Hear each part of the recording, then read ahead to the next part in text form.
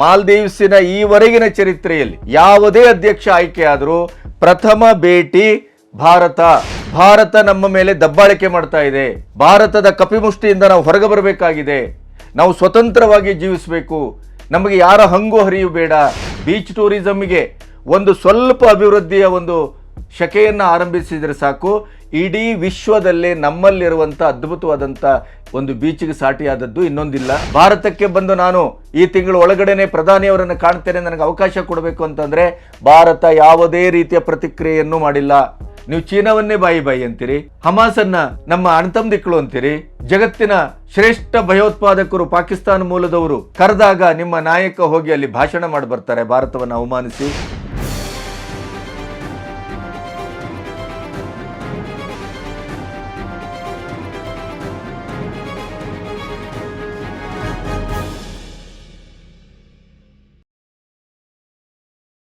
ನಮಸ್ತೆ, B Ganapati news ಚಾನೆಲ್ಗೆ ಸ್ವಾಗತ.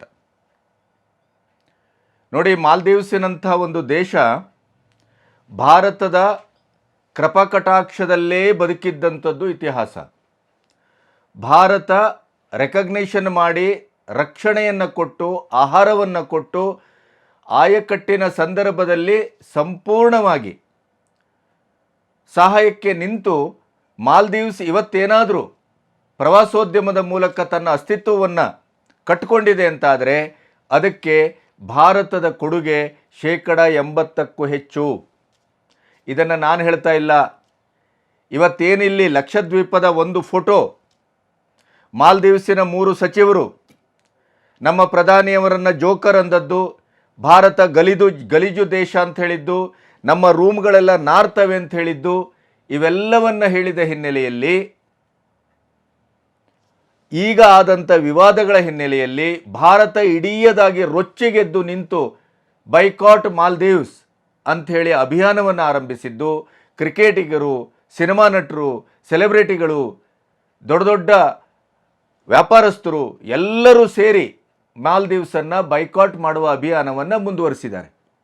ಇಂಥ ಸಂದರ್ಭದಲ್ಲಿ ಒಬ್ಬ ರಾಷ್ಟ್ರದ ಅಧ್ಯಕ್ಷನಿಗೆ ಅಥವಾ ನಾಯಕನಿಗೆ ತನ್ನ ನೆರೆಹೊರೆಯ ರಾಷ್ಟ್ರದ ಕೊಡುಕೊಳ್ಳುವಿಕೆ ಏನು? ನನ್ನ ಆಪತ್ತು ಬಂದು ಯಾರು? ನನ್ನ ಸಂಕಷ್ಟ ಕಾಲದಲ್ಲಿ ಒಂದು ಫೋನ್ ಕಾಲಿಗೆ ಸ್ಪಂದಿಸುವಂಥ ರಾಷ್ಟ್ರ ಯಾವುದು? ವಿದೇಶಾಂಗ ನೀತಿ ಅಂದರೆ ಏನು? ಇವೆಲ್ಲದರ ಜ್ಞಾನ ಇಲ್ಲದೆ ಇದ್ದರೆ, ಅಥವಾ ತನ್ನ ದೇಶದ ಆರ್ಥಿಕತೆ ನಿಂತಿರುವುದು ಯಾವುದರ ಮೇಲೆ ಅನ್ನುವಂಥ ಒಂದು ಪರಿಜ್ಞಾನ ಇಲ್ಲದೆ ಇದ್ದರೆ ಏನಾಗತ್ತೆ ಅಂತಂದರೆ ಮಾಲ್ದೀವ್ಸ್ನ ಹಾಗೆ ಆಗತ್ತೆ, ಮೊಹಮ್ಮದ್ ಮೊಹಿಜು ಅವರ ಆಡಳಿತದ ಹಾಗೆ ಆಗತ್ತೆ. ಇವತ್ತು ಕೈಕಾಲು ಹಿಡಿತಾ ಇದ್ದಾರೆ, ಅವರನ್ನು ಸಸ್ಪೆಂಡ್ ಮಾಡಿದ್ದಾರೆ. ತಾನೇ ಭಾರತಕ್ಕೆ ಬಂದು ಪ್ರಧಾನಿಯವರ ಹತ್ರ ಕ್ಷಮೆ ಕೇಳಿ ಪರಿಸ್ಥಿತಿಯನ್ನು ತಿಳಿಗೊಳಿಸ್ತೇನೆ ಅಂತ ಹೇಳಿದ್ದಾರೆ. ಆದರೆ ಅವರು ಮಾಡಿದ ತಪ್ಪು 1-2 ಅಲ್ಲ. ಈವರೆಗೂ ಮಾಲ್ದೀವ್ಸಿನ ಈವರೆಗಿನ ಚರಿತ್ರೆಯಲ್ಲಿ ಯಾವುದೇ ಅಧ್ಯಕ್ಷ ಆಯ್ಕೆಯಾದರೂ ಪ್ರಥಮ ಭೇಟಿ ಭಾರತ. ಆದರೆ ಈ ಮೊಹಮ್ಮದ್ ಮೊಹಿಜು ದುರಹಂಕಾರಿ, ಒಂದು ರೀತಿಯ ಧರ್ಮಾಡಳಿತವನ್ನು ನಂಬಿದವನು, ಇಸ್ರೇಲನ್ನು ವಿರೋಧಿಸ್ತಾ ಹಮಾಸನ್ನು ಅಪ್ಪಿಕೊಂಡವನು, ಚೀನಾ ತನ್ನ ಪರಮ ಆಪ್ತ ದೇಶ ಅಂತ ಹೇಳಿಕೊಂಡವನು. ಚೀನಾ ಇರುವುದೆಲ್ಲಿ? ಮಾಲ್ದೀವ್ಸ್ ಇರುವುದೆಲ್ಲಿ? ಭಾರತ ಇರುವುದೆಲ್ಲಿ? ಮಾಲ್ದೀವ್ಸ್ ಇರುವುದೆಲ್ಲಿ? ಇಂಥ ಈ ಹಠಗೇಡಿ ಏನು ಮಾಡ್ದ ಅಂತಂದರೆ, ತನ್ನ ಅಧಿಕಾರ ಗ್ರಹಣಕ್ಕೆ ಮೋದಿಯವರನ್ನು ಕರೆದರು. ಆದರೆ ಮೋದಿಯವರು ಕಾರಣಾಂತರದಿಂದ ಹೋಗಲಿಲ್ಲ, ತನ್ನ ಸಚಿವ ಸಂಪುಟದ ಸಹೋದ್ಯೋಗಿಯನ್ನು ಕಳಿಸಿದರು. ಅಲ್ಲಿಯೂ ಮೋದಿ ಎಲ್ಲೂ ತಪ್ಪು ಮಾಡಿಲ್ಲ. ಇವರು ಏನು ಹೇಳಿದರು ಚುನಾವಣೆಯಲ್ಲಿ ಅಂತಂದರೆ, ಭಾರತ ನಮ್ಮ ಮೇಲೆ ದಬ್ಬಾಳಿಕೆ ಮಾಡ್ತಾ ಇದೆ, ಭಾರತದ ಕಪಿಮುಷ್ಟಿಯಿಂದ ನಾವು ಹೊರಗೆ ಬರಬೇಕಾಗಿದೆ, ನಾವು ಸ್ವತಂತ್ರವಾಗಿ ಜೀವಿಸಬೇಕು, ನಮಗೆ ಯಾರ ಹಂಗು ಹರಿಯು ಬೇಡ, ಭಾರತದ ಸೇನೆ ನಮ್ಮನ್ನು ಇಲ್ಲಿ ನೋಡ್ತಾ ಇದೆ, ಆ ಸೇನೆಯನ್ನು ಹೊರಗಡೆ ಹಾಕಬೇಕು. ಈ ಒಂದು ಉದ್ರೇಕಕಾರಿ ಭಾಷಣದ ಮೂಲಕ ಅವರು ಆಯ್ಕೆಯಾದರು. ಚೀನಾ ತನ್ನ ಪರಮ ಆಪ್ತ ದೇಶ ಅಂತ ಹೇಳಿ ಅಲ್ಲಿ ಜನರನ್ನು ಮೋಸಗೊಳಿಸಿದರು. ಈಗ ಜನರೇ ಹೇಳ್ತಾ ಇದ್ದಾರೆ, ವಿರೋಧ ಪಕ್ಷಗಳೇ ಹೇಳ್ತಾ ಇವೆ, ಆಪತ್ಕಾಲದ ಬಂಧು, ನಮ್ಮ ಲಾಗಾಯತಿನ ಬಂಧು, ನಮ್ಮ ಕಷ್ಟ ಕಾಲದಲ್ಲಿ ನಮಗೆ ನಿಂತವರು, ಅವರನ್ನು ಮರೆಯಲಿಕ್ಕೆ ಸಾಧ್ಯ ಇಲ್ಲ. ಭಾರತವನ್ನು ಈ ಮೊಯಿಜು ಮಾಡಿದ್ದು ಅತ್ಯಂತ ತಪ್ಪು, ಕ್ಷಮೆ ಕೇಳಬೇಕು ಮತ್ತು ತಕ್ಷಣ ಅದನ್ನು ಸುಧಾರಿಸ್ಕೋಬೇಕು ಅಂತೆಲ್ಲ ಮಾತಾಡ್ತಾ ಇದ್ದಾರೆ. ಆದರೆ ಈ ಮೊಹಿಜು ಇಷ್ಟೆಲ್ಲ ಮಾತಾಡ್ತಾ ಇದ್ದಾರೆ. ಈಗ ಅಲ್ಲಿಯ ಟೂರಿಸಂ ಡಿಪಾರ್ಟ್ಮೆಂಟು ಭಾರತದ ವಿಷಯದಲ್ಲಿ ಯಾವುದೇ ಸಚಿವರು ಮಾತಾಡಿದ್ದು ಅವರ ವೈಯಕ್ತಿಕ ಅಭಿಪ್ರಾಯ, ನಮ್ಮದಲ್ಲ. ಭಾರತ ನಮ್ಮದು ಸಂಬಂಧ ಅತ್ಯಂತ ಪುರಾತನವಾದದ್ದು ಮತ್ತು ಆಪ್ತವಾದದ್ದು. ಪ್ರವಾಸೋದ್ಯಮದ ದೃಷ್ಟಿಯಿಂದ ಭಾರತವೇ ನಮಗೆ ಬಹಳ ಮುಖ್ಯವಾದದ್ದು. ಆದ್ದರಿಂದ ಭಾರತದೊಟ್ಟಿಗೆ ನಮ್ಮ ಸಂಬಂಧ ಕೆಡುವುದಿಲ್ಲ, ಕೆಡಲಿಲ್ಲ ಅಂತ ಈ ಥರದ ಎಲ್ಲ ಪ್ಯಾಚ್ ವರ್ಕನ್ನು ಮಾಡಲಿಕ್ಕೆ ಆರಂಭ ಮಾಡಿದೆ. ಇದರ ಮಧ್ಯೆ ನಮ್ಮ ಮೇಕ್ ಮೈ ಟ್ರಿಪ್ ಇರ್ಬೋದು, ಇವರೆಲ್ಲರೂ ಮಾಡಿದಂಥ ಕೆಲಸವನ್ನು ನೀವು ನೋಡಿದ್ರೆ, ಮೇಕ್ ಮೈ ಟ್ರಿಪ್ ಹೇಳ್ತಾ ಇದೆ, ಪ್ರಧಾನಿಯವರು ಲಕ್ಷದ್ವೀಪಕ್ಕೆ ಭೇಟಿ ಕೊಟ್ಟ ನಂತರ ಸರ್ಚಿಂಗ್ ಅಥವಾ ಹುಡುಕಾಟ 3500ಕ್ಕೂ ಹೆಚ್ಚು ಏರಿಕೆಯಾಗಿದೆ. ಪ್ರತಿಯೊಂದು, ಅದು ಅಂಡಮಾನ್ ಇರ್ಬೋದು, ನಿಕೋಬಾರ್ ಇರ್ಬೋದು, ಲಕ್ಷದ್ವೀಪ ಇರ್ಬೋದು, ನಮ್ಮ ಉಡುಪಿ ಇರ್ಬೋದು, ಗೋಕರ್ಣ ಇರ್ಬೋದು, ಕರಾವಳಿಯ ಎಲ್ಲ ಅಂಚಿನ ಮತ್ತು ನಡುಗು ದ್ವೀಪಗಳ ಪ್ರವಾಸೋದ್ಯಮದ ಒಂದು ಸರ್ಚಿಂಗು ಅದು ನ ಭೂತೋ ನ ಭವಿಷ್ಯತಿ ಅನ್ನುವ ರೀತಿಯಲ್ಲಿ ಏರಿದೆ. ಆದ್ದರಿಂದ ನಾವು ಬೀಚ್ ಆಫ್ ಇಂಡಿಯಾ ಅಂತ ಒಂದು ಅಭಿಯಾನವನ್ನು ಆರಂಭಿಸ್ತಾ ಇದ್ದೇವೆ. ಇನ್ನು ಮಾಲ್ದೀವ್ಸಿಗೆ ಯಾರನ್ನು ಕಳಿಸೋದಿಲ್ಲ. ನಮ್ಮ ಬೀಚ್ಗಳನ್ನು, ನಮ್ಮ ನಡುಗಡ್ಡೆಗಳನ್ನೇ ನಾವು ಪ್ರವಾಸೋದ್ಯಮದ ಹಬ್ ಆಗಿ ನಾವು ಅದನ್ನು ಮುಂದುವರಿಸ್ತೇವೆ. ಈಸಿ ಮೈ ಟ್ರಿಪ್ಪು ಮಾಲ್ದೀವ್ಸಿಗೆ ಹೋಗಲಿಕ್ಕೆ ಬುಕ್ ಮಾಡಿದಂಥ ಎಲ್ಲ ಹೋಟೆಲ್ಲು ಮತ್ತು ಏರು ಎಲ್ಲವನ್ನು ಕ್ಯಾನ್ಸಲ್ ಮಾಡಿ ಕೂತಿದೆ. ಇಂಥ ಒಂದು ಪರಿಸ್ಥಿತಿಯಲ್ಲಿ ಇಡೀ ದೇಶದಲ್ಲಿ ಅಮಿತಾಬ್ ಬಚ್ಚನ್ನಿಂದ ಹಿಡಿದು ವೀರೇಂದ್ರ ಸೆಹ್ವಾಗ್ ಹೇಳಿದರು, ನಮ್ಮ ನಡುದ್ವೀಪಕ್ಕೆ, ನಮ್ಮ ಬೀಚ್ ಟೂರಿಸಮ್ಗೆ ಒಂದು ಸ್ವಲ್ಪ ಅಭಿವೃದ್ಧಿಯ ಒಂದು ಶಕೆಯನ್ನು ಆರಂಭಿಸಿದರೆ ಸಾಕು, ಇಡೀ ವಿಶ್ವದಲ್ಲೇ ನಮ್ಮಲ್ಲಿರುವಂಥ ಅದ್ಭುತವಾದಂಥ ಯಾವ ಒಂದು ಬೀಚಿಗೆ ಸಾಟಿಯಾದದ್ದು ಇನ್ನೊಂದಿಲ್ಲ. ಅದರಲ್ಲೂ ಲಕ್ಷದ್ವೀಪ, ಅಂಡಮಾನ್, ನಿಕೋಬಾರ್ ಎಲ್ಲ ಒನ್ ಆಫ್ ದ ವಂಡರ್ ಅಂತ ಹೇಳಿದರು. ಅದಕ್ಕೆ ರೀಟ್ವೀಟ್ ಮಾಡಿದ್ದಾರೆ ಅಮಿತಾಬ್ ಬಚ್ಚನ್. ಎಸ್, ಬಹಳ ಸುಂದರವಾಗಿದೆ, ನಾನು ಹೋಗಿ ಬಂದಿದ್ದೇನೆ, ನಮ್ಮ ದೇಶದ ಇದನ್ನು ನಾವೇ ಅಭಿವೃದ್ಧಿ ಮಾಡಬೇಕು. ನೋಡಿ, make in India, Atmanirbhar Bharat ಅನ್ನುವಂಥ ಶಬ್ದವನ್ನು ಇಟ್ಟುಕೊಂಡು ಮೋದಿಯವರು ಯಾವ ರೀತಿಯ ಭಾರತವನ್ನು ಇವತ್ತು ಕಟ್ತಾ ಇದ್ದಾರೆ ಅನ್ನೋದಕ್ಕೆ ಇದು ಸಾಕ್ಷಿ. ಸ್ವತಂತ್ರ ಭಾರತ, ಅಖಂಡ ಭಾರತ, ಸ್ವಯಂ ಸಿದ್ಧ ಭಾರತ, ನಮ್ಮ ಭಾರತ ಅನ್ನುವಂಥ ಅವರ ಏನು ಘೋಷಣೆ ಇದೆಯಲ್ಲ, ಅದು ಇಡೀಯದಾದಂಥ ಪ್ರವಾಸೋದ್ಯಮದ ಒಂದು ಆತ್ಮಬಿಂದುವಾಗಿ, ನಾಭಿಬಿಂದುವಾಗಿ ಇವತ್ತು ಕಾಣ್ತಾ ಇದೆ. ಅವರು ಒಂದೇ ಒಂದು ಫೋಟೋವನ್ನು ಹಾಕಿ ಎಷ್ಟು ಸುಂದರವಾಗಿದೆ, ಎಷ್ಟು ಸೈಲೆಂಟ್ ಆಗಿದೆ, ಇಲ್ಲಿಯ ಮೌನ ಅದ್ಭುತವನ್ನು ಸೃಷ್ಟಿಸ್ತಾ ಇದೆ ಅಂತ ಹೇಳಿದ್ದಷ್ಟೇ. ಮಾಲ್ದೀವ್ಸನ್ನು ಏನೋ ಅವರು ಪಕ್ಕಕ್ಕಿಟ್ಟು ಮಾತಾಡಿಲ್ಲ. ಆದರೆ ಈ ಒಂದು ಫೋಟೋ ಮಾಲ್ದೀವ್ಸನನ್ನು ಕೆರಳಿಸಿದ್ದಷ್ಟೇ ಅಲ್ಲ, ಇಡೀ ಭಾರತವನ್ನು ನಮ್ಮ ದೇಶ, ನಮ್ಮ ನೆಲೆ, ನಮ್ಮ ಸುಂದರವಾದಂಥ ದೇಶ ಅನ್ನುವಂಥ ಒಂದು ನೆಲೆಗೆ ಇಡೀ ದೇಶವನ್ನು ತಂದು ನಿಲ್ಲಿಸಿದೆ. ಇಡೀಯದಾಗಿ ಮಾಲ್ದೀವ್ಸ್ ಬೈಕಾಟ್ ಅನ್ನುವಂಥ ಅಭಿಯಾನ ಟಾಪ್ ಟು ಬಾಟಮ್ ಆರಂಭ ಆಗಿದೆ. ಜನಸಾಮಾನ್ಯರಿಂದ ಹಿಡಿದು ಜನಪ್ರತಿನಿಧಿಗಳವರೆಗೆ ಮತ್ತು ಸೆಲೆಬ್ರಿಟಿಗಳವರೆಗೆ, ಹೀಗೆ ದೇಶವನ್ನು ಒಂದು ಏಕೀಭವಿಸ್ತಾ ಇದೆ. ಮಾಲ್ದೀವ್ಸು ನಮ್ಮನ್ನು ಅವಮಾನ ಮಾಡಿದ್ದಕ್ಕೆ, ನಮ್ಮ ಪ್ರಧಾನಿಯನ್ನು ಅವಮಾನ ಮಾಡಿದ್ದಕ್ಕೆ, ನಮ್ಮ ದೇಶವನ್ನು ಗಲೀಜು ದೇಶ ಅಂತ ಹೇಳಿದ್ದಕ್ಕೆ, ನಮ್ಮ ಹೋಟೆಲ್ಗಳನ್ನು ಗಲೀಜು ಅಂತ ಹೇಳಿದ್ದಕ್ಕೆ, ಇಂಥ ಒಂದು ದೇಶಕ್ಕೆ ನಿಮ್ಗೆ ಆಶ್ಚರ್ಯ ಆಗ್ಬೋದು, ಮಾಲ್ದೀವ್ಸಿನ ಇಡೀ ಮೂಲಭೂತವಾದಂಥ ಒಂದು ಪ್ರವಾಸಿ ಸಂದರ್ಭವನ್ನು, ಪ್ರವಾಸಿ ನೆಲೆಗಳನ್ನು, ಅಲ್ಲಿಯ ಅಂತಾರಾಷ್ಟ್ರೀಯ ಮಟ್ಟದ ಏರ್ಪೋರ್ಟನ್ನು ಅಭಿವೃದ್ಧಿ ಮಾಡಲಿಕ್ಕೆ ಭಾರತವೇ ಹಣ ಕೊಟ್ಟದ್ದು ಅಂತ. ಅಲ್ಲಿ ಇಡೀ ಪ್ರವಾಸೋದ್ಯಮದ ನೆಲೆಗಳನ್ನು ಅಭಿವೃದ್ಧಿ ಮಾಡಲಿಕ್ಕೆ ಕೊಟ್ಟದ್ದೇ ಭಾರತ. ಈಗ ಕೈ ಕಚ್ಚಲಿಕ್ಕೆ ಕೂತಿದೆ. ಚೀನಾದ ಎಲ್ಲ ಆ ಪುಕ್ಕ ತಟ್ಟುವಿಕೆಗೆ ಮನಸೋತಿದೆ. ಚೀನಾ ನಮ್ಮ ಆಪ್ತ ಅಂತ ಕೂತಿದೆ. ಅವರಿಗೆ ಶ್ರೀಲಂಕಾ ಮತ್ತು ಪಾಕಿಸ್ತಾನ ಅಲ್ಲಿ ಕೈ ತಪ್ತಾ ಇದೆ. ಆದ್ದರಿಂದ ಅವರಿಗೆ ಸಮುದ್ರದ ಅಂಚಿನಲ್ಲಿ ಇನ್ನೊಂದು ಬೇಕು. ಅದಕ್ಕೆ ಮಾಲ್ದೀವ್ಸನ್ನು ಇಟ್ಟುಕೊಂಡ್ರೆ ಭಾರತವನ್ನು ಕೆಣಕ್ಬೋದಲ್ಲ. ಈ ತಂತ್ರವನ್ನು ಅರ್ಥಕೊಂಡೇ ಮೋದಿಯವರು ತನ್ನ ವಿದೇಶಾಂಗ ನೀತಿ ಮತ್ತು ತನ್ನ ಚಾಣಾಕ್ಷತೆಯನ್ನು ಮೆರೆತಾ ಇದ್ದದ್ದು. ಅದರ ಮಧ್ಯೆ ಇವೆಷ್ಟೆಲ್ಲ ಆಗಿದೆಯಲ್ಲ, ಇದರ ಮಧ್ಯೆ ನಮಗೆ ಒಂದು ಆಶ್ಚರ್ಯ ಅಂತಂದರೆ, 2 ದಿನಗಳಿಂದ ಪರದಾಡ್ತಾ ಇದೆ, ಪತ್ರಗುಟ್ಟೋಗಿದೆ ಮಾಲ್ದೀವ್ಸ್. ಅಲ್ಲಿಯ ಹೋಟೆಲ್ಗಳೆಲ್ಲ ಖಾಲಿ ಇದೆ, ಎಲ್ಲ ಏರ್ಪೋರ್ಟ್ಗಳು ಖಾಲಿ ಇದೆ, ಯಾವುದೇ ಪ್ರಯಾಣ ನಡೀತಾ ಇಲ್ಲ.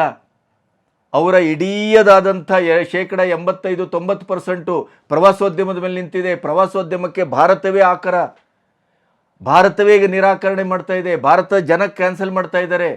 ಇಂಥ ಪರಿಸ್ಥಿತಿಯಲ್ಲಿ ಅವರೇ ಕೈಕಾಲು ಹಿಡಿಲಿಕ್ಕೆ ಬಂದಿದ್ದಾರೆ. ಆದರೂ ಚೀನಾ ಪ್ರವಾಸ ಮಾಡ್ಕೊಂಡು ಚೀನಾದಲ್ಲಿ ಕೂತಿದೆ ಜನ ಮೊಯ್ಜು. ನಾನು ಬರ್ತೇನೆ, ನಾನೇ ಕ್ಷಮೆ ಕೇಳ್ತೇನೆ, ನಾನೇ ಸುಧಾರಿಸ್ಕೊಳ್ತೇನೆ, ಭಾರತ ನಮ್ಮ ಆಪ್ತ ರಾಷ್ಟ್ರ, ಹೀಗೆ ಹಾಗೆ ಅಂತ ಬೊಗಳೆ ಬಿಡ್ತಾ ಕೂತಿದೆ. ಒಂದು ಅಣುವಿನ ಗಾತ್ರವೂ ಇಲ್ಲ, ಇರುವೆಯ ಗಾತ್ರವೂ ಇಲ್ಲ ಅದರದು. 55,000 ಕೋಟಿ GDP ಅವ್ರದ್ದು, ನಮ್ಮ ಕರ್ನಾಟಕಕ್ಕಿಂತ ಕಳಪೆ. ಹಾಗಿರುವಾಗ ಈ ಭಾರತದ, ಅಖಂಡ ಭಾರತದ ಇಂಥ ಒಂದು ಅದ್ಭುತವಾದಂಥ ದೇಶದವನ್ನು ಈ 10 ವರ್ಷದಲ್ಲಿ ವಿಶ್ವ ಮಟ್ಟದಲ್ಲಿ ಕಟ್ಟದಂಥ ಒಬ್ಬ ನಾಯಕನನ್ನು ಜೋಕರ್ ಅಂತಂದ್ರೆ ಸುಮ್ಮನೆ ಉಳಿಬೇಕಾ? ಭಾರತ ಗಲೀಜು ದೇಶ ಅಂದರೆ ಸುಮ್ಮನೆ ಉಳಿಬೇಕಾ? ನಮ್ಮ ಹೋಟೆಲು ಗಬ್ಬು ನಾರ್ತದೆ ಅಂತಂದರೆ ಸುಮ್ಮನಿರಬೇಕಾ?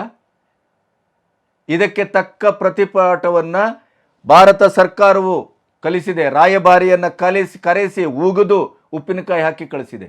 ಅದರ ಜೊತೆಗೆ ಆ 3 ಜನರ ಸಸ್ಪೆನ್ಷನ್ ಅಲ್ಲ, ಅವರನ್ನು ಕಿತ್ತು ಬಿಸಾಡಿ ಅಂತ ಹೇಳಿದೆ.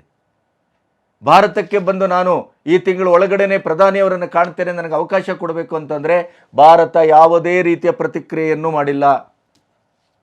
ಇಂಥ ಸಂದರ್ಭದಲ್ಲಿ ನಮ್ಮ ಮಹಾನ್ ರಾಷ್ಟ್ರೀಯ ಪಕ್ಷ, ಸ್ವಾತಂತ್ರ್ಯ ಹೋರಾಟದಲ್ಲಿ ಭಾಗವಹಿಸಿದ ಪಕ್ಷ, ಈ ದೇಶವನ್ನು ಕಟ್ಟಿದ ಪಕ್ಷ, ಗರೀಬಿ ಹಠಾವೋ ಮಾಡಿದ ಪಕ್ಷ ಕಾಂಗ್ರೆಸ್ ಏನು ಹೇಳ್ತಾ ಇದೆ ಗೊತ್ತಾ? ಖರ್ಗೆಯವರು ಅತ್ಯಂತ ಒಂದು ಈ ವಾಕ್ಯವನ್ನು ಅಥವಾ ಅವರ ನಿಲುವನ್ನು ಅದನ್ನು ಸಾಮಾನ್ಯ ಕೂಡ ಒಪ್ಪಲಾರ. ಅವ್ರು ಹೇಳ್ತಾರೆ, ನರೇಂದ್ರ ಮೋದಿಯವರು ಅಧಿಕಾರಕ್ಕೆ ಬಂದ ಮೇಲೆ ಅವರ ವಿದೇಶಾಂಗ ನೀತಿ ಏನು ಅಂತಲೇ ಅರ್ಥ ಆಗ್ತಾ ಇಲ್ಲ, ಅವರ ವಿದೇಶಾಂಗ ನೀತಿ ಸರಿ ಇಲ್ಲ. ಅದಕ್ಕಾಗೇನೆ 8 ಜನರನ್ನಲ್ಲಿ ಗಲ್ಲು ಶಿಕ್ಷೆಗೆ ಗುರಿಯಾದವರನ್ನು ಮಧ್ಯಪ್ರಾಚ್ಯದಲ್ಲಿ ಕೇವಲ 12 ದಿನದಲ್ಲಿ ಬಿಡಿಸಿ ತಂದರು.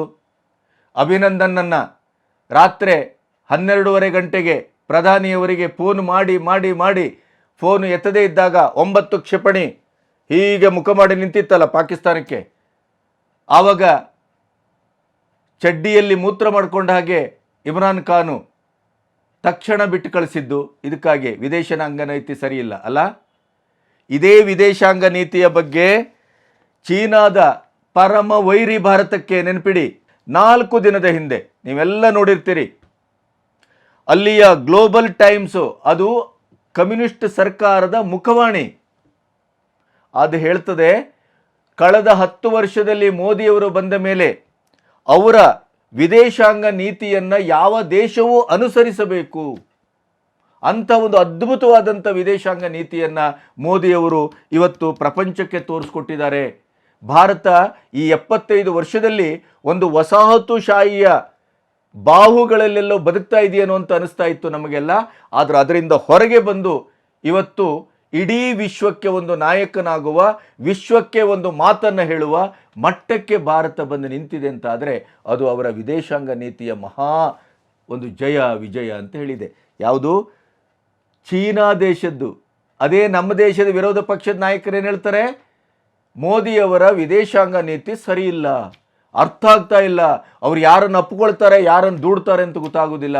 ನೆರೆಹೊರೆಯವರನ್ನು ಚೆನ್ನಾಗಿಟ್ಕೋಬೇಕು, ನೆರೆಹೊರೆಯವರನ್ನು ಚೆನ್ನಾಗಿಟ್ಕೊಳ್ಬೇಕಾದದ್ದೇ ನಮ್ಮ ವಿದೇಶಾಂಗ ನೀತಿಯ ಮರ್ಮ.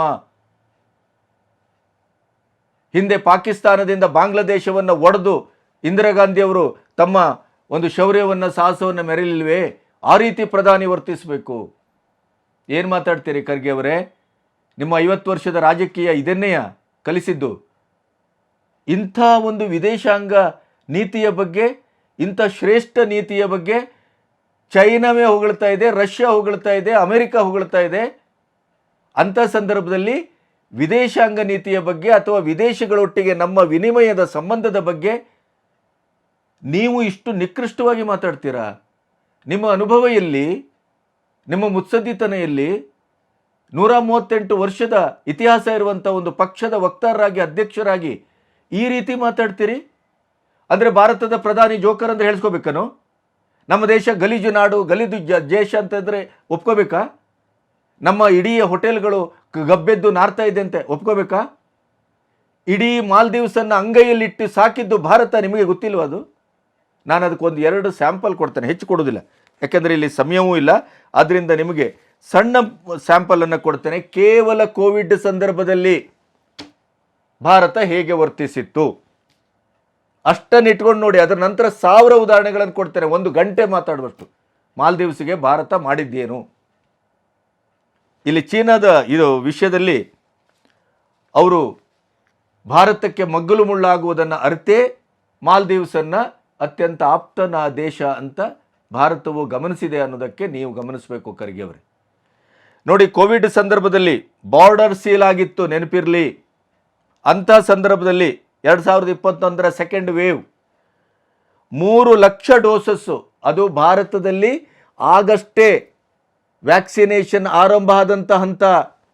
ಪ್ರಥಮ ಪಾದದಲ್ಲೇ ಮಾಲ್ದೀವ್ಸ್ಗೆ 3 ಲಕ್ಷ ಡೋಸನ್ನು ಕಳಿಸಿದೆ. ಅದರ ಜೊತೆಗೆ ಒಂದು ಮೆಡಿಕಲ್ ಟೀಮು, ಸುಸಜ್ಜಿತವಾದಂಥ ಒಂದು ಮೆಡಿಕಲ್ ಟೀಮನ್ನು ಕಳಿಸಿತ್ತು. ಅದರ ಜೊತೆಗೆ 580 ಟನ್ನು ಫುಡ್ಡನ್ನು ಕಳಿಸಿತ್ತು. 5-6 ವಿಮಾನದಲ್ಲಿ ನೀರನ್ನು ಸರಬರಾಜು ಮಾಡಿತ್ತು, ನೀರು ಬಾಟಲ್, ವಾಟರ್ ಬಾಟ್ಲು, ಆಯಿತಾ. ಆಮೇಲೆ 50,000 ಹೈಡ್ರೋ ಜೈಕ್ಲೋರೋಫಿನ್ ಅಂತ ಒಂದು ಇದನ್ನು ಟ್ಯಾಬ್ಲೆಟನ್ನು ಕಳಿಸ್ಕೊಡ್ತು. 37 ಜನ ಸೀರಿಯಸ್ ಆದರು. ಆ ದೇಶದಲ್ಲಿ, ಮಾಲ್ದೀವ್ಸಲ್ಲಿ ಹಾರಾಟ ಇರಲಿಲ್ಲ, ಅಂತಾರಾಷ್ಟ್ರೀಯ ಮಟ್ಟದ ಯಾವ ಹಾರಾಟವೂ ಇರಲಿಲ್ಲ. ಅವರನ್ನು ಚಿಂತಾಜನಕ ಸ್ಥಿತಿ, ಅವರು ಆ ದೇಶದಲ್ಲಿ ಟ್ರೀಟ್ಮೆಂಟ್ ಮಾಡಿದರೆ ಖಂಡಿತವಾಗಿ ಉಳಿಯುವುದಿಲ್ಲ ಅಂತಂದರು. ಅಂಥ ಸಂದರ್ಭದಲ್ಲಿ ವಿಶೇಷ ವಿಮಾನದಲ್ಲಿ ಭಾರತಕ್ಕೆ ಕರೆಸ್ಕೊಂಡು 32 ಜನರನ್ನು ಅತ್ಯಂತ ಕ್ಲಪ್ತವಾದಂಥ ಸಮಯದಲ್ಲಿ ಅವರಿಗೆ ಚಿಕಿತ್ಸೆ ಕೊಡಿಸಿ ಆರೋಗ್ಯಪೂರ್ಣವಾಗಿ ಅವರನ್ನು ಮಾಲ್ದೀವ್ಸ್ಗೆ ಕಳಿಸಿತು ಭಾರತ. 6.2 ಟನ್ನು ಅಗತ್ಯವಾದಂಥ ಮೆಡಿಸಿನ್, ಎಮರ್ಜೆನ್ಸಿ ಮೆಡಿಸನ್ನನ್ನು ಕಳಿಸ್ತು. ಈ ಆಪರೇಷನ್ ಸಂಜೀವಿನಿ ಅಂತ ಒಂದು ಸ್ಪೆಷಲ್ ಟಾಸ್ಕನ್ನು ಮಾಡಿತ್ತು. ನಾನು ಆವಾಗ ಹೇಳಿದ್ನಲ್ಲ, ಇಂಟರ್ನ್ಯಾಷನಲ್ ಹನಿ ಮಾಡುವಂಥದ್ದು ಹೆಸರು. ಆ ಇಂಟರ್ನ್ಯಾಷನಲ್ ಏರ್ಪೋರ್ಟನ್ನು ಅಭಿವೃದ್ಧಿ ಮಾಡಲಿಕ್ಕೆ, ಆ ಏರ್ಪೋರ್ಟ್ ಇವತ್ತು ಅವರ ಪ್ರವಾಸೋದ್ಯಮದ ಮುಖ್ಯವಾದ ನೆಲೆ, ಅದನ್ನು ಅಭಿವೃದ್ಧಿ ಮಾಡಲಿಕ್ಕೆ ಭಾರತ ಏನು ಕೊಟ್ಟಿತ್ತು ಗೊತ್ತಾ ಖರ್ಗೆ ಅವರೇ? $800 ಮಿಲಿಯನ್. ನೀವೇನು ಹೇಳ್ತೀರಿ? ಭಾರತ ಅಕ್ಕಪಕ್ಕದ ದೇಶವನ್ನು ಸರಿಯಾಗಿ ಇಟ್ಕೋಬೇಕು. 2200 ಮೀಟರ್ ಉದ್ದದ ರನ್ವೇಯನ್ನು ಅಭಿವೃದ್ಧಿ ಮಾಡಲಿಕ್ಕೆ $800 ಮಿಲಿಯನ್ ಅನ್ನು ಕೊಟ್ಟಿದೆ ಭಾರತ. ರಕ್ಷಣೆಯನ್ನು ಕೊಟ್ಟಿದೆ, ಆಹಾರವನ್ನು ಕೊಟ್ಟಿದೆ, ನೀರನ್ನು ಕೊಟ್ಟಿದೆ. ಇದಕ್ಕೂ ಮುಂದೆ ಹೇಳ್ತಾ ಹೋದರೆ 1000 ಉದಾಹರಣೆ ಕೊಡಬಹುದು. ಮಾಲ್ದೀವ್ಸಿಗೆ ಭಾರತ ಏನನ್ನು ಕೊಟ್ಟಿದೆ. ಮಾಲ್ದೀವ್ಸು ಭಾರತಕ್ಕೆ ಬಹಳ ಮುಖ್ಯವಾದ ನೆಲೆ, ನೆನಪಿಡಿ. ನಿಮಗಂತೂ ಅರ್ಥ ಆಗೋದಿಲ್ಲ, ಯಾಕೆಂದರೆ ನೀವು ವಿರೋಧ ಪಕ್ಷದವರು. ನೀವು ಚೀನಾವನ್ನೇ ಬಾಯಿ ಅಂತೀರಿ, ಹಮಾಸನ್ನು ನಮ್ಮ ಅಣ್ತಂದಿಕ್ಕಳು ಅಂತೀರಿ. ಜಗತ್ತಿನ ಶ್ರೇಷ್ಠ ಭಯೋತ್ಪಾದಕರು ಪಾಕಿಸ್ತಾನ ಮೂಲದವರು ಕರೆದಾಗ ನಿಮ್ಮ ನಾಯಕ ಹೋಗಿ ಅಲ್ಲಿ ಭಾಷಣ ಮಾಡಿ ಬರ್ತಾರೆ, ಭಾರತವನ್ನು ಅವಮಾನಿಸಿ, ಮೋದಿಯವರನ್ನು ಅವಮಾನಿಸಿ. ನಿಮ್ಮಿಂದ ಏನನ್ನು ನಿರೀಕ್ಷೆ ಮಾಡೋಣ? ಯಾವುದೇ ಮೋದಿಯವರು ಮಾಡದ ಕೆಲಸ, ಅದು ರಾಷ್ಟ್ರದ ಏಳಿಗೆಯ ದೃಷ್ಟಿಯಿಂದ ಇರ್ಬೋದು, ರಾಷ್ಟ್ರೀಯ ಭದ್ರತೆಯ ದೃಷ್ಟಿಯಿಂದ ಇರ್ಬೋದು, ರಾಷ್ಟ್ರೀಯ ಐಕ್ಯತೆಯ ದೃಷ್ಟಿಯಿಂದ ಇರ್ಬೋದು, ಗಡಿಯ ಪ್ರಶ್ನೆ ಇರ್ಬೋದು, ಯಾವುದೇ ದೂರದರ್ಶಿತ್ವದ ಯಾವುದೇ ತೀರ್ಮಾನವನ್ನು ಮೋದಿ ಮಾಡಿದರೂ ಕೂಡ ಅದು ದೇಶಕ್ಕೆ ಅವಮಾನ ಆಗುವ ರೀತಿಯಲ್ಲಿ ಇನ್ನೊಂದು ದೇಶ ಪ್ರತಿಕ್ರಿಯಿಸಿದರೂ ಕೂಡ ಅದರ ಪರವಾಗಿ ನಿಲ್ತೀರಿ, ಮೋದಿಯವರ ವಿರುದ್ಧವಾಗಿ ನಿಲ್ತೀರಿ. ನಿಮ್ಮ ಜನ್ಮ ಜಾಲಾಡಿದರೂ ಅದೇ ಚಾಳಿ ಆಗೋಗಿದ್ದೀರಿ. ಹಾಗಾಗಿಯೇ ದೇಶ ನಿಮ್ಮನ್ನು ತಿರಸ್ಕರಿಸ್ತಾ ಇದೆ. ಆಯಕಟ್ಟಿನ ಜಾಗದಲ್ಲಿ ನೀವು ದೇಶದ ಪರವೋ ದೇಶದ ದ್ರೋಹಿತನವನ್ನು ಮಾಡ್ತಾ ಇದ್ದೀರೋ ಅಥವಾ ದೇಶ ವಿರೋಧಿಗಳು ಅನ್ನೋದನ್ನು ತಾವೇ ಸಾಬೀತು ಮಾಡ್ತಾ ಇದ್ದೀರಿ ಕಾಂಗ್ರೆಸ್ಸಿಗರು. ಬೇರೆಯವರು ಯಾರೂ ಬೇಕಾಗಿಲ್ಲ. ಯಾಕೆ ಹೀಗೆ? ಇದು ದೇಶಕ್ಕೆ ಅವಮಾನ ಆಗಿದೆ, ಪ್ರಧಾನಿಗೆ ಅವಮಾನ ಆಗಿದೆ, ನಮ್ಮ ದೇಶದ ಒಟ್ಟು ವ್ಯವಸ್ಥೆಯನ್ನು ಅವಮಾನಿಸ್ತಾ ಇದ್ದಾರೆ. ಇಂಥ ಸಂದರ್ಭದಲ್ಲಿ ತಾವೇನು ಮಾಡ್ತಿದ್ದೀರಿ? ಅವರನ್ನು ಹೊಗಳುತ್ತಿದ್ದೀರಿ. ಅವರನ್ನು, ಭಾರತವನ್ನು ನೀವು, ಭಾರತದ ವಿದೇಶಾಂಗ ನೀತಿಯನ್ನು, ಪ್ರಧಾನಿಯ ಒಟ್ಟು ನಿಲುವನ್ನು ಖಂಡಿಸ್ತಾ ಇದ್ದೀರಿ. ನೀವು ಪ್ರಧಾನಿಯ ಪರವಾಗಿ ನಿಲ್ಲಬೇಕು, ದೇಶದ ಪರವಾಗಿ ನಿಲ್ಲಬೇಕು. ವಿರೋಧ ಪಕ್ಷ ಇರ್ಬೋದು, ಆಡಳಿತ ಪಕ್ಷ ಇರ್ಬೋದು, ಈ ದೇಶದ ಪಕ್ಷ ತಾನೇ ನೀವು. ನಾಳೆ ಆಡಳಿತಕ್ಕೆ ಬಂದರೆ ನೀವು ವಿದೇಶಾಂಗ ನೀತಿಯನ್ನು ಮಾಡಬೇಕಲ್ಲ. ಅದು ದೇಶದ ಪರವಾಗಿರುತ್ತೋ ದೇಶದ ವಿರುದ್ಧ ಇರುತ್ತೋ ಅನ್ನೋದು ಈಗ ಅರ್ಥ ಆಗ್ತಾ ಇದೆ ನಮಗೆ. ಇಲ್ಲಿ ಸಾಂಸದಿಕವಾದಂಥ ವ್ಯವಹಾರದಲ್ಲಿ ಸಂಸತ್ತಿನ ಅರ್ಹತೆಯನ್ನು, ಸ್ಥಾನವನ್ನು ಕಳ್ಕೊಂಡಾಗ ರಾಹುಲ್ ಗಾಂಧಿ, ಚೀನಾ ಅದಕ್ಕೆ ಪ್ರತಿಸ್ಪಂದಿಸ್ತದೆ, ರಾಹುಲ್ ಗಾಂಧಿ ಪರವಾಗಿ ನಿಲ್ತದೆ. ಇದರ ಮರ್ಮ ಏನು ಜನಕ್ಕೆ ಅರ್ಥ ಆಗುವುದಿಲ್ಲ ಅಂತ ಭಾವಿಸಿದ್ರಾ? ಸೊಳ್ಳೆ ಥರ ಇರುವಂಥ ಮಾಲ್ದೀವ್ಸು ನಮ್ಮ ಪ್ರಧಾನಿಗೆ ನಮ್ಮ ದೇಶಕ್ಕೆ ಅವಮಾನ ಮಾಡಿದಾಗ ನೀವು ಮಾಲ್ದೀವ್ಸ್ ಪರವಾಗಿ ಮಾತಾಡ್ತಿದ್ದೀರಿ. ಏನನ್ನು ತೀರ್ಮಾನಿಸಬೇಕು ಈ ದೇಶ? 2024ರಲ್ಲಿ ಅದೇ ತೀರ್ಮಾನ ಆಗುತ್ತೆ. ಇದರ ಹೊತ್ತಿಗೆ ಇನ್ನೊಂದು ಬಹಳ ದೊಡ್ಡ ಬೆಳವಣಿಗೆ ಅಂತಂದರೆ, ಮಾಲ್ದೀವ್ಸಿನ ಈ ಮೊಯಿಜು ಮಾತೆತ್ತಿದ್ರೆ ಇಸ್ರೇಲನ್ನು ಬೈಯೋದು, ಹಮಾಸನ್ನು ಹೊಗಳೋದು. ಚೀನಾ ಬಾಯಿ ಬಾಯಿ. ಈಗ ಚೀನಾದಲ್ಲೇ ಕೂತ್ಕೊಂಡೇ ಪ್ರಧಾನಿ ಮೋದಿ ಅವರ ಕೈಕಾಲು ಹಿಡಿಲಿಕ್ಕೆ ಪ್ರಯತ್ನ ಮಾಡ್ತಾ ಇರೋದು. ಇಂಥ ಈ ಮೊಯಿಜು ಇಸ್ರೇಲು ಎಂಥ ಅದ್ಭುತವಾದಂಥ ಒಂದು ನಿರ್ಣಯ ತೆಗೆದುಕೊಂಡಿದೆ ಅಂದರೆ, ನೀವು ಗಮನಿಸಿದ್ದೀರಿ, ಇಸ್ರೇಲಿಗೆ ಅಲ್ಲಿ ಹೋದಾಗ ಇಸ್ರೇಲ್ ಅಧ್ಯಕ್ಷರು ನಮ್ಮ ಪ್ರಧಾನಿಯವರು ಸಮುದ್ರ ತಟದಲ್ಲಿ ಒಂದು ಗ್ಲಾಸ್ ನೀರು ಕುಡಿದದನ್ನು ನೋಡಿದ್ದೀರಿ. ಇಸ್ರೇಲಿಗೆ ಎಲ್ಲವೂ ಇದೆ ಭಾಗ್ಯ, ಆದರೆ ನೀರಿನ ಭಾಗ್ಯ ಇಲ್ಲ. ಅವರಿಗೆ ಕುಡಿಯುವ ನೀರಿನ ಸಮಸ್ಯೆ, ಮರುಭೂಮಿ ಅದು. ಅವರೇನು ಮಾಡಿದರು, ಅಲ್ಲಿ ಡಿಸಾಲಿನೇಷನ್ ಯೂನಿಟ್ ಅಂತ ಒಂದು ಸ್ಥಾಪನೆ ಮಾಡಿ, ಆ ಯೂನಿಟ್ ಮೂಲಕ ಜಗತ್ತೇ ನಿಬ್ಬೆರಗೊಳ್ಳುವ ಹಾಗೆ ಸಮುದ್ರದ ನೀರನ್ನೇ ಕುಡಿಯುವ ನೀರನ್ನಾಗಿ ಪರಿವರ್ತಿಸಿಕೊಂಡ್ರು. ಅದೇ ಯೂನಿಟನ್ನು ನಮ್ಮ ಈ ದ್ವೀಪಗಳೇನಿದೆಯಲ್ಲ, ಅದು ಲಕ್ಷದ್ವೀಪ ಇರ್ಬೋದು, ಅಂಡಮಾನ್ ನಿಕೋಬಾರ್ ಇರ್ಬೋದು, ಇಂಥ ಸಮುದ್ರದ ಮಧ್ಯದಲ್ಲಿರುವಂಥ ನಡುಗುಡ್ಡೆಗಳಿಗೆ ಪ್ರವಾಸೋದ್ಯಮದ ಎಲ್ಲ ಸಾಧ್ಯತೆಯನ್ನೂ ಕಲ್ಪಿಸಿದ್ರು. ನೀರಿನ ಸಮಸ್ಯೆ, ನೀರೇ ಒಂದು ಸಮೃದ್ಧವಾಗಿ ಇಲ್ಲದೇ ಇದ್ದರೆ ಕುಡಿಯುವ ನೀರು, ಅಲ್ಲಿ ಪ್ರವಾಸಿಗರು ಯಾಕೆ ಹೋಗ್ತಾರೆ ಹೇಳಿ? ಅದಕ್ಕಾಗಿ ಭಾರತ ಮತ್ತು ಇಸ್ರೇಲ್ ಒಂದು ಒಪ್ಪಂದವನ್ನು ಮಾಡಿಕೊಂಡಿತ್ತು. ಇಸ್ರೇಲಿನ ತಂಡ ಈಗಾಗಲೇ ನಮ್ಮ ಲಕ್ಷದ್ವೀಪಕ್ಕೆ ಮತ್ತು ಅಂಡಮಾನ್ ನಿಕೋಬಾರ್ಗೆ ಭೇಟಿ ನೀಡಿತ್ತು. ಇವೆಲ್ಲವೂ ಆಗ್ತಾ ಇತ್ತು. ಆದರೆ ಇಸ್ರೇಲ್ ಎಂಥ ಅದ್ಭುತವಾದ ಕೆಲಸ ಮಾಡ್ತು, ಅದರ ಅಧಿಕೃತ ಟ್ವೀಟಲ್ಲಿ, ನಾವು ಇನ್ನು ಕೆಲವೇ ದಿನಗಳಲ್ಲಿ ಲಕ್ಷದ್ವೀಪದಲ್ಲಿ ಈ ಡಿಸಾಲಿನೇಷನ್ ಯೂನಿಟನ್ನು ಸ್ಥಾಪನೆ ಮಾಡ್ತಾ ಇದ್ದೇವೆ, ಕುಡಿಯುವ ನೀರಿನ ವ್ಯವಸ್ಥೆಯನ್ನು ಸಮೃದ್ಧವಾಗಿ ಮಾಡ್ತಾ ಇದ್ದೇವೆ.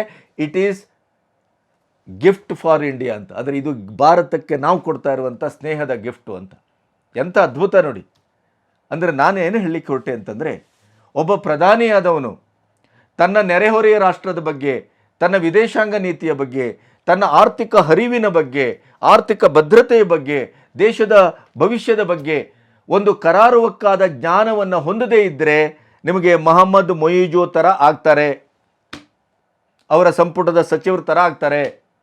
ಅದೇ ಒಂದು ದೂರದರ್ಶಿತ್ವವನ್ನು ಹೊಂದಿದ್ರೆ, ಒಂದೇ ಒಂದು ಲಕ್ಷದ್ವೀಪದ ಭೇಟಿ, ಒಂದು 2-3 ಫೋಟೋಗಳು, ಅಲ್ಲಿಯ ಸೌಂದರ್ಯ, ಅಲ್ಲಿಯ ಮೌನ, ಅಲ್ಲಿಯ ಪ್ರವಾಸೋದ್ಯಮದ ಅನನ್ಯತೆ, ಅಷ್ಟೇ ಕ್ಯಾಪ್ಷನ್ ಹಾಕಿ ಬಿಟ್ಟರೆ ಸಾಕು, ಇಡೀ ದೇಶ ಪ್ರವಾಸೋದ್ಯಮದ ತನ್ನ ಇಡೀ ನೆಲವನ್ನು ಹುಡುಕಿ ಹೊರಡುತ್ತದೆ ಅನ್ನೋದಕ್ಕೆ, ಮತ್ತು ವಿದೇಶದ ಇಡೀದಾದಂಥ ಒಂದು ನೀತಿ ಭಾರತಕ್ಕೆ ಯಾವ ರೀತಿ ಒದಗ್ತದೆ ಅನ್ನೋದಕ್ಕೆ ಇದೊಂದು ಸಾಕ್ಷಿ. ಪ್ರಧಾನಿ ಮೋದಿಯವರನ್ನು ಯಾರಿಗೂ ಅರ್ಥ ಮಾಡಿಕೊಳ್ಳಿಕ್ಕೆ ಸಾಧ್ಯ ಇಲ್ಲ ಅನ್ನೋದಕ್ಕೆ ಇದು ಒಂದು ಅದ್ಭುತವಾದಂಥ ಸಾಕ್ಷಿ. ಈ ವಿಪಕ್ಷಗಳು ಬಿಡಿ, ಅವರಿಗೆ ದೇಶದ ಉದ್ಧಾರವೂ ಬೇಡ, ದೇಶದ ಯಾವ ಬೆಳವಣಿಗೆಯೂ ಬೇಕಾಗಿಲ್ಲ. ಅವರು ಯಾಕೆ ಈ ರೀತಿ ವರ್ತಿಸ್ತಾರೆ ಅಂತಂದರೆ, ಅವರಿಗೆ ಏನಕ್ಕೇನ ಅಧಿಕಾರಕ್ಕೆ ಬರಬೇಕು ಅಷ್ಟೇ. ಅವರ ಕೆಲಸವೇ ಅಷ್ಟು, ಅಧಿಕಾರಕ್ಕೆ ಬರಬೇಕು. ಇವತ್ತು ಮಾಲ್ದೀವ್ಸಿಗೆ ಭಾರತ ಕೊಟ್ಟಂಥ ಈ ಟಕ್ಕರು ಯಾಕೆ ಇಷ್ಟು ಗಟ್ಟಿಯಾಗಿದೆ ಗೊತ್ತಾ ನಿಮಗೆ? ನಮ್ಮ ದೇಶ ವಿದೇಶಿ ಪ್ರವಾಸಕ್ಕೆ ಹೋಗುವವರ ಮೂಲಕ ವ್ಯಯಿಸುವ ಹಣದ ಒಂದು ಲೆಕ್ಕಾಚಾರ ಗೊತ್ತಿದೆಯಾ ನಿಮಗೆ? ಅದು ಯಾಕೆ ಮಾಲ್ದೀವ್ಸಿಗೆ ಬಹಳ ಮುಖ್ಯ ಆಗುತ್ತೆ ಅನ್ನೋದು ಇದರಲ್ಲಿ ಮರ್ಮ ಇದೆ. 5,50,000 ಕೋಟಿ ಹಣ ವರ್ಷಕ್ಕೆ. ಅದು ಎಲ್ಲಿ? ಸಿಂಗಾಪುರ್, ಥೈಲ್ಯಾಂಡ್, ಇಂಡೋನೇಷಿಯಾ, ಮಾಲ್ದೀವ್ಸ್ ಈ ಥರದ ಪ್ರದೇಶಗಳಿಗೆ ಹೋಗುವಂಥವರು. ಅಮೆರಿಕ, ಯುರೋಪು ಅಲ್ಲ, ನಮ್ಮ ಅಕ್ಕಪಕ್ಕದ ದೇಶಗಳಿಗೆ ಹೋಗುವಂಥವರ ಈ 5,50,000 ಕೋಟಿ ಇದೆಯಲ್ಲ, ಅದರ ಬಹುಭಾಗ ಮಾಲ್ದೀವ್ಸ್ಗೆ ಹೋಗ್ತಾ ಇತ್ತು. ಆ ಪುಟಗೋಸಿ ಅಧ್ಯಕ್ಷನಿಗೆ ಅದು ಗೊತ್ತಿಲ್ಲ. ಅವನು ಹಿಂದೆ ಮುಂದೆ ಯೋಚನೆ ಮಾಡದೇನೆ ಮಾತಾಡಿ ಇಡೀ ದೇಶದ ಆರ್ಥಿಕ ವ್ಯವಸ್ಥೆಯನ್ನು ಗಬ್ಬೆಬ್ಬಿಸಿಕೊಂಡಿದ್ದಾನೆ. ಇಂಥ ಒಂದು ಹಿಂದೆ ಮುಂದೆ ಇಲ್ಲದೆ ಇದ್ದಂಥ, ಒಂದು ವೈಜ್ಞಾನಿಕವಾದಂಥ ತಿಳುವಳಿಕೆ ಇಲ್ಲದೆ ಇದ್ದಂಥ, ದೇಶವನ್ನು ಹೇಗೆ ನಡೆಸಬೇಕು ಅಂತ ಗೊತ್ತಿಲ್ಲದೆ ಇದ್ದಂಥ ಮೂರ್ಖರಿಗೆ ಈ ನಮ್ಮ ಕಾಂಗ್ರೆಸ್ ಮೂರ್ಖರು ಹೆಗಲ ಮೇಲೆ ಹೆಗಲ ಕೈ ಹಾಕ್ತಾರೆ, ಅವ್ರಿಗೆ ಸಪೋರ್ಟ್ ಮಾಡ್ತಾರೆ. ನಮ್ಮ ಅತ್ಯಂತ ಪ್ರಬುದ್ಧವಾದಂಥ ನಾಯಕ ವೈರಿಯೇ ಇವತ್ತು ಅವರ ವಿದೇಶಾಂಗ ನೀತಿಯನ್ನು ಹೊಗಳ್ತಾ ಇದೆ, ಅವರ ಬೆಂತಟ್ತಾ ಇದೆ. ಅವರು ಯಾವ ರೀತಿ ಆ ವಿದೇಶಾಂಗ ನೀತಿಯನ್ನು ನಿರೂಪಿಸ್ತಾ ಇದ್ದಾರೆ ಅನ್ನೋದ್ರ ಬಗ್ಗೆ ದಂಗಾಗಿ ಚೀನಾದಂಥದ್ದೇ ಹೇಳಿಕೆ ಕೊಡ್ತಾ ಇದೆ. ಆದರೆ ಕಾಂಗ್ರೆಸ್ಸಿನ ಈ ಹಿರಿಯರಿಗೆ, ಈ ಅಧಿಕಾರದಾಹಿ ರಾಜಕಾರಣಿಗಳಿಗೆ ಮತ್ತು ಏನಕ್ಕೇನ ವೋಟ್ ಬ್ಯಾಂಕ್ ರಾಜಕೀಯ, ಯಾಕೆಂದರೆ ಅಲ್ಲಿದ್ದದ್ದು ಮುಸ್ಲಿಮರಲ್ವೇ, ಈ ದೇಶದಲ್ಲೂ ಇದ್ದದ್ದು ಮುಸ್ಲಿಮು. ಹಾಗಾಗಿ ಎಲ್ಲವನ್ನು ಒಂದೇ ತಕ್ಕಡಿಯಲ್ಲಿ ಹಾಕಿ ನೋಡುವುದು.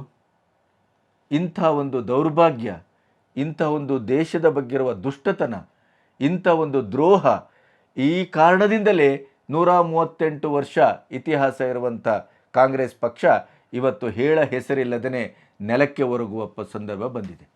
ಮೋದಿಯವರು ಇವರೆಲ್ಲ ಹೀಗಳಿಕೆ, ಮೂದಲಿಕೆ, ಇವರ ಟೀಕೆ, ಟಿಪ್ಪಣಿ, ಇವರೆಲ್ಲ ಬೈಯುವಿಕೆ, ಉಗಿಯುವಿಕೆ ಎಲ್ಲವನ್ನ ಸಹಿಸಿಕೊಂಡು ವಿಷಕಂಠನಾಗ್ತಾ ಇದ್ದಾರೆ. ಆರ್ಥಿಕವಾಗಿ, ಸಾಮಾಜಿಕವಾಗಿ, ಧಾರ್ಮಿಕವಾಗಿ, ಪ್ರವಾಸೋದ್ಯಮದ ದೃಷ್ಟಿಯಲ್ಲಿ, ಔದ್ಯಮಿಕವಾಗಿ ಸಬಲ ರಾಷ್ಟ್ರವನ್ನು ಕಟ್ಟುವಂಥ ಒಂದು ಆತ್ಮನಿರ್ಭರ್ ಅನ್ನುವಂಥ ಒಂದು ಇಡೀ ಅಭಿಯಾನದ ಮೂಲಕ, ಮೇಕ್ ಇನ್ ಇಂಡಿಯಾದ ಮೂಲಕ ಇಡೀದಾಗಿ ಸರ್ವಶಕ್ತ ಭಾರತವನ್ನು ಕಟ್ಟಲಿಕ್ಕೆ ಹೊರಟಂಥ ಮೋದಿಯವರ ಈ ಓಟವನ್ನು, ನಾಗಾಲೋಟವನ್ನು ಯಾರಿಗೂ ತಡಿಲಿಕ್ಕಾಗೋದಿಲ್ಲ ರೀ ಖರ್ಗೆ ಅವರೇ. ನೀವು ಏನೇ ಬೇಕಾದ್ರೆ ಪಟಾಕಿ ಹೊಡೆಯಿರಿ, ಅವರು ಬಿಟ್ಟರೆ ಕ್ಷಿಪಣಿಯನ್ನೇ ಬಿಡೋದು. ಯಾರು ಎಲ್ಲಿಯೂ ನಿಮ್ಮ ಈ 56 ಇಂಚು ಅಂತ ನೀವೇನು ವ್ಯಂಗ್ಯ ಮಾಡ್ತಾ ಇದ್ದೀರಲ್ಲ, ಅದೇ 56 ಇಂಚು ಇವತ್ತು ಇಡೀ ಗ್ಲೋಬನ್ನು ಆಳ್ತಾ ಇದೆ, ವಿಶ್ವವನ್ನು ಆಳ್ತಾ ಇದೆ. ಅದು ಭಾರತದ ಹೆಮ್ಮೆ, ನೆನಪಿಡಿ. ಅದಕ್ಕಾಗಿಯೇ ಒಂದೇ ಒಂದು ಫೋಟೋಕ್ಕೆ ಅವರು ಹಾಕಿದಂಥ ಒಂದೇ ಒಂದು ಟ್ವೀಟು, ಜೋಕರ್ ಅಂದರು, ಹೇಸಿಗೆ ನಿಮ್ಮ ರೂಮ್ಗಳು ನಿಮ್ಮ ದೇಶ ಅಂತಂದರು.